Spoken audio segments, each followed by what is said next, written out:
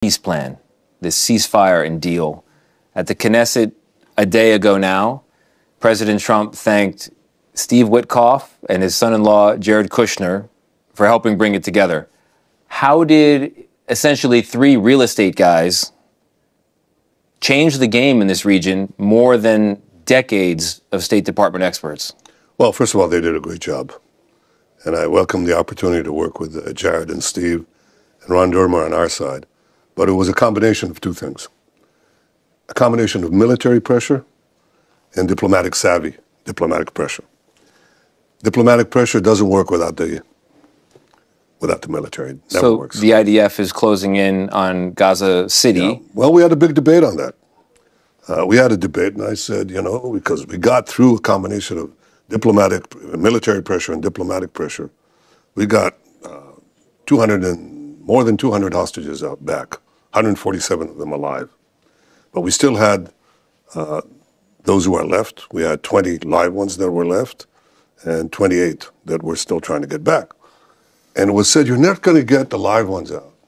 You're just not going to get them, the last ones, because Hamas will never give them up. That's their security belt. And I said, no, I think we will. But we need two things. One, we need to put really the knife to their throats by going into Gaza City. There was a big debate about that. And I said, it's going to work. But I also have to have my friend, Donald Trump, because I want him to put the diplomatic pressure and to fashion a deal which our teams worked on for quite some time, which would first get that out of the way. That is, not succumb to Hamas's conditions, dictates. So I said, yeah, I'll give you the 20. Leave Gaza altogether. No disarmament, no demilitarization. And we had to get them to say, no, we're going to give you the 20. And the IDF, Israeli army, stays in Gaza. And we fashion a plan that will ultimately disarm them and demilitarize them. I believe that was possible. President Trump believed that was possible. We joined hands. Our teams worked brilliantly. And it worked. Mr. Trump says the war is over, but clearly the war is not over. The IDF is deployed to sections of Gaza still, and Hamas is still on the streets of Gaza. How can you say the war is over? Well, we agreed to give peace a chance. We agreed that we should, the conditions in his 20-point plan are very clear. It's not only that we get the hostages out without getting our military out, but that we would subsequently have both demilitarization and disarmament. They're not the same thing. First, Hamas has to give up its arms. And second, you want to make sure that there are no weapons factories inside Gaza. There's no smuggling of weapons into Gaza. That's demilitarization. We agreed that that's part of the plan. And we also agreed, okay, let's get the first part done. And now let's give a chance to do the second part peacefully, which is my hope. But if not, I think I heard the president speak tonight. He said, listen, they better do it, or, how can I speak for him? He said, all hell breaks loose, okay? Well, I hope it doesn't. I hope we can do this peacefully, and we're certainly ready to do so. As part of the ceasefire, there's a prisoner exchange, including some prisoners convicted of mass murder, terror here in Israel, and many will remember that the architect of October 7th was himself formerly a prisoner released in a previous exchange, Yahya Sinwar. Yeah. Are you going to regret this decision? Well, I always thought that there's an enormous price to pay for the commitment that Israel has to bring our hostages or captives held by the enemy. And it's very painful. It's painful because there are families who lost their loved ones to some of these murderers who are released. It's true that the worst ones among them we didn't release, but that's small comfort. If your son or daughter was murdered by one of these people who were freed, that's very painful. I don't deny that. But there's a larger question, and that is, I think, the ability to get our hostages out and to be in a position that if Hamas doesn't follow the next stages of the deal, then we are in a much better position to get it to do it without these 20 young boys that I just saw, some of them, 5 of them, that they're not there with their head on the chopping block. You just mentioned how closely you're working with Donald Trump on this. He took some digs at you, as he often does with people, during his speech at the Knesset. Why does he say you're so hard to work with? Well, I hope he says that, because I'm very tough on the matters that pertain to my country's future. Israel is, where the Jewish people are 3,500 years old. And we went through the odyssey of time with horrible things. I mean, with pogroms and expulsions and mass murder, and ultimately the worst mass murder of them all, which is the Holocaust. And when we reestablished the Jewish state and the Israel Defense Force, we said never again. We're not going to have our head on the chopping block again. We will resist this, and we did. And I think that sometimes it's the responsibility, not sometimes, it is always the responsibility of the leader of the Jewish state to make sure that the Jewish state is never imperiled with its very existence. That's why I did the things I did, including the historic action against Iran that threatened to annihilate us, throw atomic bombs at us. So, when I believe that what I'm asked to do is fine, I say yes. And when I think I have to say no, I say it. And that's my job. My job is to protect the Jewish state and assure the future of the Jewish people. And that means assuring the future of the state of Israel. This next phase of the ceasefire negotiations, the peace plan, everything about the future of Gaza is on the table. Right. Disarmament, demilitarization, de-radicalization, and the government of Gaza. I'm confused. Who is going to govern Gaza? The only names mentioned are Donald Trump and Tony Blair. Is Tony Blair going to be the president of Gaza? I doubt it, but I think that this is a transitional period, and we want to fashion, a governance that works, that is not made of people who are committed to our destruction. Because if we put them there, then we'll just repeat it again and again and again. And we don't want to have the October 7th massacre repeated. But I think the brilliance of this plan is that first it got out the hostages that nobody believed we'd get them out, except perhaps Donald and me. I mean, we really believed it, and I think it worked. Our cooperation worked, and the incredible sacrifice and courage of our soldiers on the one side, and the brilliance of the negotiating teams on the other side combined, and they did it. So, and the next phase, the important thing is to establish the principles. And now we create the structures to do it.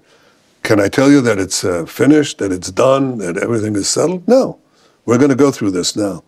But I think we go at it in a much better position. Let's try to detail what it means to go at it. How do you de-radicalize the population in Gaza that wants to fight? You've got thousands of young men who have just spent 2 years enduring brutal war or fighting in this brutal war, and on the back of that, generations of struggle. How do you possibly de-radicalize that? Well, first of all, we've seen de-radicalization, not only in Germany, they were subject to Hitlerian propaganda, Nazi propaganda. You saw it in Japan. I mean, generations that were raised on fanatic propaganda, suicide bombers, really, kamikaze and so on. And they were de-radicalized basically through the educational system. In this case, it'll be the educational system and the mosque. But we also see it in the Middle East, certainly in the Gulf states, where there's been considerable de-radicalizations. So first of all, it's possible. But I think that you have to understand that Gaza is not uniform. The thing that amazes me is that right now, there's an internal battle in Gaza, and it's not between Israelis and Palestinians. It's between Palestinians and Palestinians. I mean, there are Gazans who are fighting Hamas and are saying, we don't want this anymore. You are tyrannizing us. You're executing our people. You don't allow for any dissent, and you've brought misery and horrific misery on us, and they want to fight them. So it's not as if you have this uniform support for Hamas. A lot of people in Gaza, oppose Hamas, and a lot of people in Gaza now know that Hamas has brought catastrophic consequences to them because of its fanaticism. So I think there's a possibility here. There's a fertile ground to begin to change this. Will it be easy? No. Yeah. But I think the most important thing, I'm going to tell you something that people don't understand. The most important thing in destroying fanaticism is to destroy a certain hope the hope that the fanaticism will achieve its results. When people know Israel is here to stay, you're not going to destroy the Jewish state. Israel is too strong. That prepares the ground for a change of heart. It's not sufficient, but it's a necessary condition that I think has been achieved in this action. We have to talk about Sharm el-Sheikh. 20 world leaders gather to sign a declaration of peace and continue the momentum. You say you're committed. You were invited. You're not there. Why? Well, I wanted to go very much, and I appreciate very much the invitation of President Sisi. And also Egypt's help in mediation. The mediators were important. I think that we have to give them credit where credit is due. Even though I think that the sacrifice and courage of our brave soldiers was indispensable, and nothing could have happened without it. Well, why not be there? I wanted to be there. The problem was as President Trump said, we had long speeches. Yeah, they were. We were all there. But it's not only the speeches, the schedule ran bad, and we entered the Jewish holiday. And during the Jewish holiday, the prime minister of the Jewish state does not travel, and that's why. But I wanted very much to go there. In fact, I said, could we arrange it? Because I wanted to be there, and we just couldn't make it. But I'll tell you something. I think that we have a stark opportunity. Mm-hmm.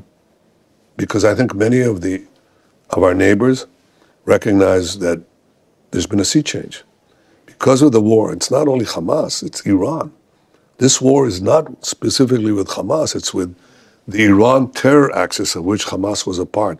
And we dealt a crushing blow to that axis. Otherwise, we wouldn't see the changes that we're seeing in the Arab states. They understand, again, the permanence of Israel, the strength of Israel. And that's how you make peace with the strong, not with the weak. But I look forward to having peace with not only with the broadening of the Abraham Accords inside the Middle East with other Arab countries, but with Islamic countries, big Islamic countries outside Israel. And I think that's possible. We have to understand there's a pivot here. And I recognize that pivot.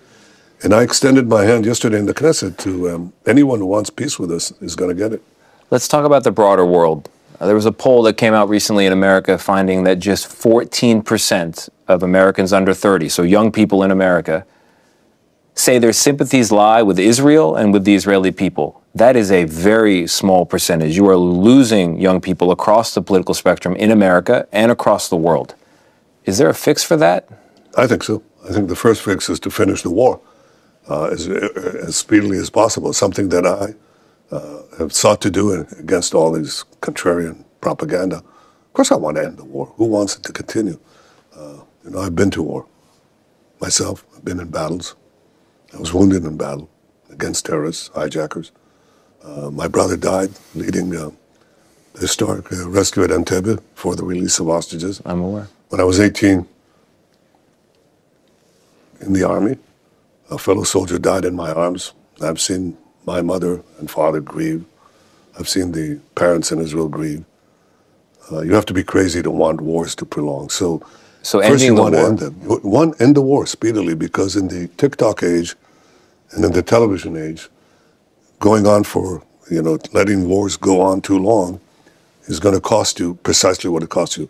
And that can recover, at least partly, when you finish the war and you move on to what I hope will be the era of peace. I think there's another thing. I mean, there's a real battle on the social media. It's a big battle. It is. So it's a battle for truth, really, because of the lies that are foisted against us. And when you have a lot of investment in that, then it obviously does its damage. But I think we can recover. It's also a battle of messaging, of ideas. Mm-hmm. And there's a big idea that the world talks about and that America talks about, the two-state solution, something that you used to talk about, but not anymore. How come? When I talked about it, it wasn't the proposition that people give. They assume, okay, there are two sovereign states, and a sovereign state has, for example, military power. It can make covenants. It can make military pacts with, with anyone. That's not what I said. I said, and I explained it too, and people refused to listen to the explanation. I said, I don't care how you call it. The Palestinians should have all the powers in a peaceful day to govern themselves, but they can't have the powers to threaten our survival. And that means that the sovereign power of security in this tiny country, where where this Palestinian entity would be very close to our major cities, that sovereign power of security must remain with Israel. Because otherwise, the jihadists take over. Iran takes over immediately. And that's what happened every time we vacated territory. The most extreme fanatics came in. So, for example, the sovereign power of security, which is an element of sovereignty, that's not going to go to the other side. It's going to remain with us. And people said to me, but that's not a perfect state. And I said, you're right. But it's perfectly aligned with reality. So is that a reality you can imagine existing? Well, it's a reality that if you had Palestinian governance that stopped teaching their kids to destroy the state of Israel, to stop to pay for slay, you pay for murderers. The more they murder Jews, the more you pay them. Stop educating them also that Israel has to be destroyed and so on, and they have to be suicide bombers. Obviously, if you have that and they educate them for peace, then I think you can have a different reality. But even under that reality, because as you say, this could take generations, Israel has to be in control of the military power to prevent our destruction. And that's what I believe. And that's when I said that. I said the way to talk about it is not to give it names, branding it. You can brand it any way you want. But the reality is, I don't want to govern the Palestinians in Ramallah. I don't want to govern them in Jenin. I don't want to govern them in in their towns. Let them govern themselves. But I do want to make sure that the most important things that protect Israel's security and of course guarantee our protection against vile anti-Semitism and incitement for our destruction, those powers remain with us. I hear you. I hear you. I have to ask you about something that's at the very center of criticism and hatred of Israel at times. The number one criticism of Israel is that you have been negligent with civilian life in Gaza. We hear numbers. They come from the Hamas-run health agencies. Do you have an estimate of the number of civilians killed, and how do you respond? Look, we think we eliminated about 20,000 Hamas terrorists, and we think that if you take away the people who die anyway from disease or old age, that by the way is computed in the civilian casualties. If you take that away, you take away the double counting and so on. The ratio is less than 2 to 1, which is unbelievable in urban conflict. I mean, it's not what you saw when NATO powers went into Iraq or went into Afghanistan. That's not the ratio that they had. They had a higher ratio. That's what the greatest scholars of military warfare, urban warfare, tell us. So Israel actually went to lengths that no modern army has done, like millions of text messages, phone calls to people, to Palestinians, hey, get out of harm's way. And Hamas does the opposite. They tell them, you don't leave, and if you leave, we shoot you. We shoot women, children, we shoot you in the legs, so you stay in the combat area so we can have military casualties. And under that situation, what Israel has done is amazing. But of course you won't hear that, because the minute you see a picture of one casualty, which is a tragedy, any civilian casualty is a tragedy. You know, for us it's a tragedy, but for Hamas it's a strategy. So basically the world is taken, completely bought hook, line, and sinker, both false statistics of Hamas and also the false causality. The reason you have civilian casualties is because Hamas doesn't let them leave the combat zones, which we beg them to leave, including now in Gaza. Just one more question, because I know your night is long already. I want you to take me into the future. Someone in your cabinet recently told me Israel has been living with the sword for more than 100 years. Take me into the future. Paint me a picture of when this is over. What will it take for you to say it's done and we've won? Well, I think that for the foreseeable future, not only for Israel, but for the free world and for the civilized world, you have to maintain your ability to defend yourself, because freedom is not permanent, nor is it automatic. If you cannot defend free societies, they will be overtaken by authoritarian or totalitarian regimes. There's no other way. It sounds like 100 years with the sword is going to be another 100 years. No, I think not. I think not. I think, in fact, that I think that the way you purchase peace is through strength. And those who refuse to see that, the Arab countries, many Arab countries were secretly telling us, we're so glad at what you're doing because you're basically cutting down the people who want to destroy us. And we are taking these steps to modernity in the Gulf states and elsewhere. But these barbarians want to take us back to the Middle Ages, early Middle Ages. So please complete the job because this will bring us an era of peace. Those who think that peace is bought only by positive intentions of one side, with the other side remaining armed and fanatic, they're wrong. I extended my hand to the Arab countries and Muslim countries who want peace with us. And I believe that because of the degradation that we degraded against Hamas, against Hezbollah, against Nasrallah, Daesh, Fania, and all these other mass murderers, against Iran, I think that is creating opportunities for peace that we haven't even imagined. And remember, I made peace with 4 Arab states, with President Trump, when everybody said it's not going to happen.